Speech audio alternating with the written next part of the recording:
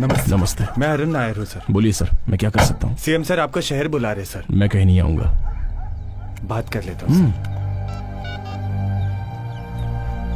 Sir. वो शहर नहीं आना चाहते। ठीक है, उनके हाथ में फोन दो। ओके सर, सीएम सर आपसे बात करना चाहते हैं। नमस्ते सर। क्या अब तुम सिटी में नहीं आओगे? सॉरी सर, जब भी किसान सिटी में आता है तो उस पर लाठीचार्ज करके, गोलीबारी करके उसका अपमान किया जाता है। मतलब तो तुम्हारे हिसाब से सरकार को तुम्हारे पास जाना चाहिए। समस्या जब हमारी थी तब हम लोग आपके पास आए थे। अब समस्या आपकी है तो अब आपको हमारे पास आना चाहिए। सर, सिर्फ आप अकेले ही नहीं, आपके कैबिनेट मिनिस्टर्स, सभी को आना होगा। Breaking news. आखिर में सरकार को झुकना पड़ा। अनाज की समस्या को दूर करने के लिए सरकार रामपुर गई है। किसानों के आगे सर झुकाने वाली सरकार। अब देखते हैं शिवराज की सरकार से क्या डिमांड है। नमस्ते सर। नमस्ते। क्यों कर रहे हो ये सब तुमने जो कुछ भी किया है उससे कितने करोड़ का नुकसान हुआ है जानते हो? शहर के लोगों को भोजन नहीं मिल रहा है। थोड़ी सी भी इंसानियत नहीं है तुम में। ऐसा है तो किसान इंसान नहीं है? उन्हें कोई तकलीफ नहीं होती? आखिर तुम चाहते क्या हो? सर, आपकी नजरों में किसान का क्या मतलब है? सबके जैसा। वो जो जानते हैं वही करते हैं। क्या मतलब? मतलब मटका बनाने वाला कुम्हार, लोहे का सामान बनाने वाला लोहार, कपड़ा धोने वाला धोबी, जूता सिलने वाला मोची, उसी तरह खेती करने वाला किसान। मटके की मिट्टी किसानों की जिंदगी है। किसानों का औजार किसानों की मुख्य चीज है। कपड़े किसानों ने ही पैदा किए हैं। मतलब इन सब में मुख्य तो किसान ही हुआ ना? हाँ, समझ गए। अब डिमांड बताओ। मौसम के अनुसार किसान खेती करता है, इसलिए बीच में रहने वाले रेट नहीं फिक्स करेंगे। क्या फर्क पड़ता है, रेट ही चाहिए ना। ऐसा है तो हमारे पहनने के कपड़े, घूमने वाली कार, हमारी घड़ियां, इन सब के भी तो रेट फिक्स करो ना। चलो जाने दो, आपकी पगार भी तो आप मीटिंग करके डिसाइड करते हो ना। आपको जो जनता चुनती है उनसे क्यों नहीं पूछते? आज के बाद अनाज का जो भाव तय करेगा वो होगा किसान। पैदावार ज्यादा हुई तो कीमत कौन तय करेगा? अभी से हर जिले में अलग अलग खेती होगी। चावल, गेहूं, दाल, रुई, कपड़े, रेशम, क्या उगाना है इस बात का निर्णय किसान करेगा, और उनको किस भाव में बेचना है ये भी किसान ही तय करेगा।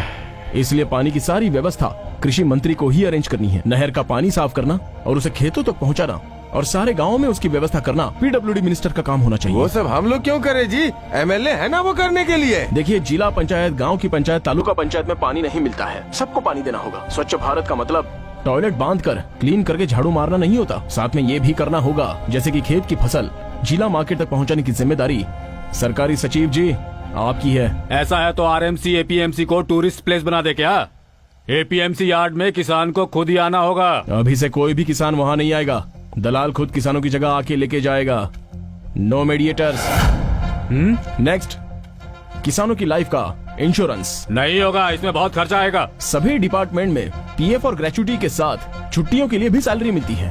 पे कमीशन के हिसाब से सैलरी भी ज्यादा होगी। इनमें से किसी ने 1% भी किसानों को दिया है क्या? देखो, ये फाइनेंस डिपार्टमेंट इस समय तुम्हारे सामने है, खुद ही डिसाइड कर लो। सीएम साहब, फाइनेंस डिपार्टमेंट आपके साथ है, आप डिसाइड तो कर लो। और आज के बाद बीजों को किसान ही बचा कर रखेंगे। आज से 3 साल तक खाद और दवा सप्लाई करने वाली सारी की सारी दुकानें बंद। अभी से कुछ भी होने दो। जैविक खेती होगी, ऑर्गेनिक।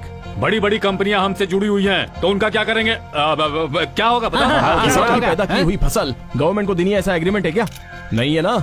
सोच लो, अभी से भूखा मरने वाला किसान नहीं होगा। हाँ, सोच लेंगे। Says special economic zone, multinational company, factory और भी बहुत कुछ। ग्रीन बेल्ट मतलब पहाड़ों के पास रहने वाली जमीनों पर कोई कब्जा नहीं करेगा। चाहो तो खराब लैंड दे दो ना। वो लोग नहीं माने तो? फ्री में दे रहे हो, नहीं माने तो छोड़ दो। नौजवानों के लिए क्या काम? कृषि को इंडस्ट्री के नाम से अनाउंस करो। कितनी फॉरेन कंट्रीज ने किया है। इसके लिए किसानों के बेटों को मानना होगा। इस काम के लिए किसानों की इज्जत करो, सब कुछ ठीक हो जाएगा। तो क्या हम किसानों को भगवान मानकर उनकी पूजा करें? तो गलत क्या है? किसान देश की रीढ़ है। इस प्रकृति को भगवान मानकर पूजा करने वाला देश है हमारा। इसलिए तो सूर्य नमस्कार करते हैं, भूमि पूजा करते हैं, पहली बारिश गिरते ही हल की पूजा करते हैं। ऐसे पूजा करने वाले किसानों को भगवान मानना गलत बात है? और कुछ नहीं है ना? है ना?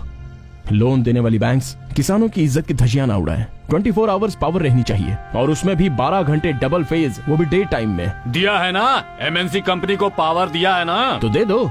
Land free, tax free, infrastructure free, power free. कितने दिनों तक? थोड़े दिन रोक दो, किसानों को दे दो। पहले गरीबों पर दबाव कम करो। उन बेचारों को 1 रुपए में 1 किलो चावल, ये भाग्या वो भाग्या कहकर किसानों के साथ धोखा करने से पहले रोको। 60 रुपए तक का चावल खाने के लिए किसानों का स्वाभिमान बढ़ाओ। और कुछ भी है क्या? किसानों का दिन, फार्मर्स डे। अब ये क्या है, इससे क्या होगा? सिटी में रहने वालों के लिए father's day, mother's day, teachers day, valentine's day celebrate करते हो, तो फार्मर्स डे क्यों नहीं? वोट देने के लिए तो लोग दूर दूर गांव से आते हैं, तो किसानों के लिए एक दिन हल नहीं पकड़ सकते हो क्या?